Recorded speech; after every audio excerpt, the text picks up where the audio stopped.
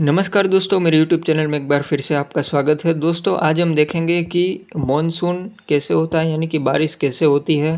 दोस्तों, बारिश कैसे होती है ये समझने से पहले हम कुछ रूल समझ लेते हैं। अगर हम रूल नहीं समझते हैं तो बारिश कैसे होती है वो हमें बिल्कुल समझ में नहीं आएगा। तो सबसे पहले हम ये कुछ रूल है वो समझ लेते हैं, बाद में हम देखेंगे कि कैसे बारिश होती है। तो आपको इजीली समझ में आ जाएगा कि कैसे बारिश होती है। तो दोस्तों, सबसे पहले हम एक रूल समझ लेते हैं। यहाँ पे है टेम्परेचर हाई, यहाँ पे सूर्यताप बहुत ज़्यादा है, टेम्परेचर बहुत हाई है। इसीलिए जो ये छोटे छोटे सेल्स हैं वो एक दूसरे से अलग है।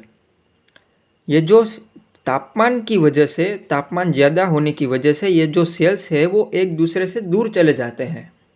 ये जो सेल्स है वो एक दूसरे से दूर चले जाते हैं, इसीलिए यहाँ पे बनता है निम्न दाब क्षेत्र, यानी कि लो प्रेशर। यहाँ का जो प्रेशर है वो निम्न हो जाता है, क्योंकि ये सेल्स हैं वो एक दूसरे से दूर चले गए हैं टेम्परेचर की वजह से।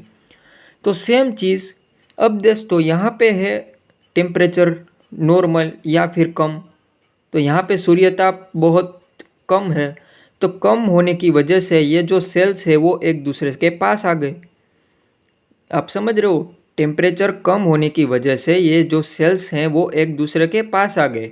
यहाँ पे मैंने माइनस लिखा है, यानी कि ये टेम्परेचर बहुत माइनस में नहीं गिर गया है, बर्फ़ नहीं है। ये मैंने कम, यानी कि सूर्यताप कम, इसीलिए मैंने यहाँ पे कम लिखा है। ये टेम्परेचर कम होने की वजह से ये सेल्स है वो एक दूसरे के पास आ गए। और ये रूल समझ लेते हैं कि हवाएं हमेशा हाई प्रेशर से लो प्रेशर की ओर बहती है। हवाएं हमेशा हाई प्रेशर से लो प्रेशर की ओर बहती है। दोस्तों, लो प्रेशर जो है वो एक चुंबक का काम करता है। आप इसको इजी तरीके से समझिए। लो प्रेशर है वो एक चुंबक का काम करता है। चुंबक आकर्षता है अपने ओर किसी चीज़ को।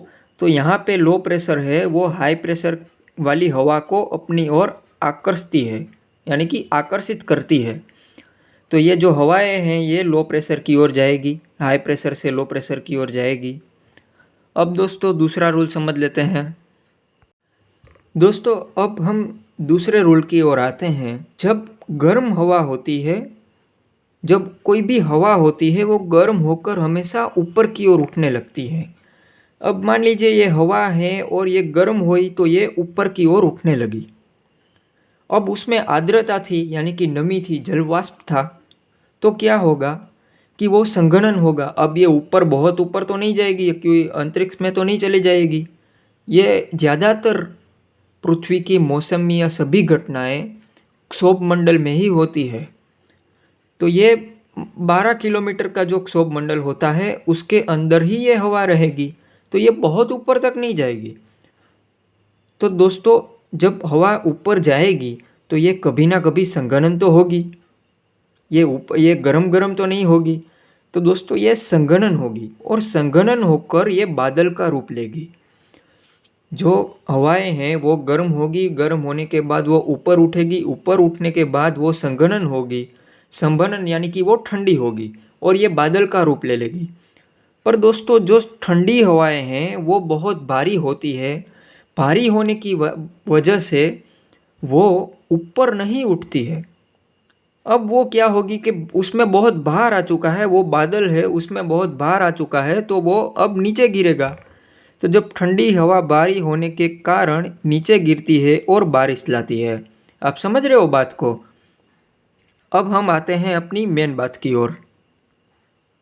अब दोस्तों, आते हैं हम अपनी मेन बात की ओर। तो दोस्तों, मैंने यहाँ पे लिखा है लो प्रेशर, यहाँ पे लिखा है हाई प्रेशर। दोस्तों, मैंने आपको बताया था कि जहाँ पे टेम्परेचर ज़्यादा होता है तो वहाँ पे लो प्रेशर होता है।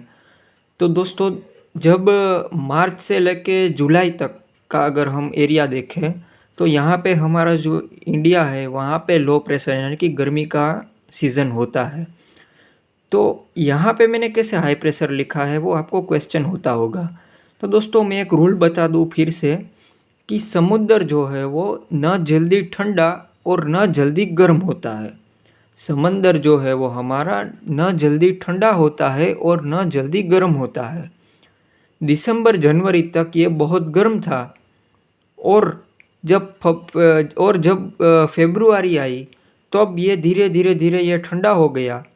जब दिसंबर जनवरी थी तब यहाँ पे हमारे महाद्वीप में बहुत ठंडी थी, पर ये ठंडा नहीं था, ये गर्म था। अब ये धीरे धीरे ठंडा होगा। ये कब होगा दोस्तों? तो फरवरी तक ये ठंडा होगा। तो दोस्तों अब जुलाई तक ये बहुत ठंडा होगा। जुलाई के बाद अब गर्मी होना ये स्टार्ट होगा। तो ये ठंडा होगा तो यहाँ पे होगा हाई प्रेशर। आप देख सकते हैं यहाँ पे होगा हाई प्रेशर। और जब मार्च महीने से लेकर जुलाई तक यहाँ पे महाद्वीप में बहुत ही गर्मी पड़ती है, तो यहाँ पे होगा लो प्रेशर, क्योंकि महाद्वीप तो जल्दी ठंडा और जल्दी गर्म हो जाता है।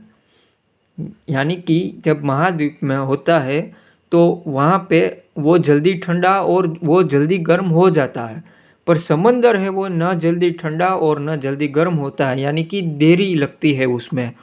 तो यही कारण है कि यहाँ पे लो प्रेशर है, यहाँ पे हाई प्रेशर है। दोस्तों रूल के मुताबिक हवाएं हाई प्रेशर से लो प्रेशर की ओर बहेगी। तो आप देख सकते हैं कि हवाएं जो हैं यहाँ पे हाई प्रेशर है, यहाँ पे लो प्रेशर है, तो ये आप देख सकते हैं कि हवा यहाँ पे और बढ़ रही है, यहाँ की ओर बढ़ रही है। अब दोस्तों दूसरी एक कंडीशन बता दूं मैं आपको। दोस्तों ये प्रायद्वीपीय पठार है ये पूरा। यहाँ पे दोस्तों ये पश्चिमी घाट में सतत श्रृंखला है पर्वतों की। तो दोस्तों ये जो हवाएं हैं, अब दोस्तों ये हवाएं हैं वो आर्द्रता वाली तो होगी ही, क्योंकि इसमें नमी है, समंदर है, उसमें उसने पानी तो खींचा होगा, वाष्पीकरण तो हुआ होगा। तो अब ये जो लो प्रेशर की ओर जाती है ये हवाएं, तो यहाँ पे ये जो पहाड़ है वो अवरोधक के रूप में काम करते हैं, क्योंकि हवा को आगे नहीं जाने दे रही है। ये अवरोधक आ गया, इसमें अवरोध आ गया। तो ये जो हवाएं हैं, ये बादल है, वो क्या करेंगे कि यहाँ पे ही गिर जाएंगे, यहाँ पे ही ये गिर जाएंगे। तो आप देख सकते हैं कि मुंबई से गोवा का एरिया जो कोंकण कहलाता है, उसके बाद कन्नाड़ और उसके बाद मालाबार, तो ये जो पूरा विस्तार है ये दोस्तों ये बहुत ही हरियाली वाला विस्तार है। क्योंकि दोस्तों समंदर से, अरब सागर से जो हवाएं आती है, जो बादल आता है आर्द्रता वाले, ये आर्द्रता वाले बादल को ये पहाड़ है वो रोक देते हैं। तो इसीलिए यहाँ पे ये गिर जाते हैं। तो गिरने की वजह से यहाँ पे बहुत ही हरियाली होती है, यहाँ पे बहुत ही बारिश होती है, इसीलिए यहाँ पे बहुत ही हरियाली होती है। और दोस्तों दूसरी कंडीशन मैं आपको बताऊं तो दोस्तों ये जो बादल होते हैं वो कब गिरते हैं? तो दोस्तों अब ये बादल यहाँ पे गुजरात पे जा रहे हैं, यहाँ पे हाई प्रेशर ये धीरे धीरे गुजरात पे जा रहे हैं। ये बहुत संगणन होने के बावजूद वो अपना भार जो है वो आगे नहीं धकेल पाते, इसीलिए वो यहाँ पे गिर जाते हैं। तो यहाँ पे सब कुछ, यहाँ पे सभी चीज़ें यहाँ पे इस तरीके से ही वर्षण होता है। यहाँ पे वर्षण किस लिए होता है? क्योंकि बादल आगे नहीं जा रहे हैं, क्योंकि ये जो पहाड़ है वो अवरोधक के रूप में काम करता है, इसीलिए यहाँ पे ये गिर जाते हैं।